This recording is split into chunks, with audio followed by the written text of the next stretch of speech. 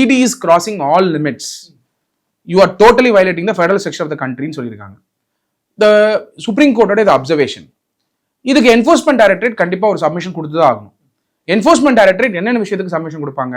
ஒன்று வந்து federalism angle, ரெண்டாவது இண்டிவிஜுவல்ஸ் மேலே போட்டிருக்கக்கூடிய கேஸை என்ஃபோர்ஸ்மெண்ட் டைரக்டரேட்டுடைய இன்வெஸ்டிகேஷன்ல டாஸ்மாக கொண்டு வர முடியுமா அப்படிங்கிற ரெண்டாவது. அப்படி பார்க்கும் பொழுது இதுக்கு பதில் கண்டிப்பா என்ஃபோர்ஸ்மெண்ட் டைரக்டரேட் சொல்ல தானே செய்வாங்க. அப்ப என்ஃபோர்ஸ்மெண்ட் டைரக்டரேட் இது ஃபெடரல் ஸ்ட்ரக்சர் எப்படி அஃபெக்ட் ஆகலன்னு கண்டிப்பா ஆர்கியூ பண்ணுவாங்க. பை த வே, ஃபெடரலிசம்ங்கிறது சிட்டிசனை சார்ந்து தானே தவிர இன்வெஸ்டிகேஷனை ப்ரொடெக்ட் பண்ணிக்கிறதுக்காக கிடையாது. அப்படின்னு பாத்தீங்கன்னா எல்லா இன்வெஸ்டிகேஷனுமே ப்ரொடெக்ட் பண்ணிக்கலாமே. இன்கம் டாக்ஸ் வந்து ரெய்ட் நடத்துறதும் ப்ரொடெக்ட் பண்ணிக்கலாம்.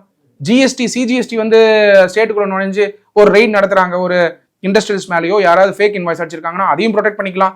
அப்ப ஃபெடரலிசம்ங்கிறது வந்து இன்வெஸ்டிகேஷனை தடை பண்றது கிடையாது அப்படிங்கிற சப்மிஷனை டெஃபினட்டா என்ஃபோர்ஸ்மெண்ட் டைரக்டரேட் அவங்களுடைய வாதங்களை வைக்கிறதுக்கான வாய்ப்புகள் உண்டு.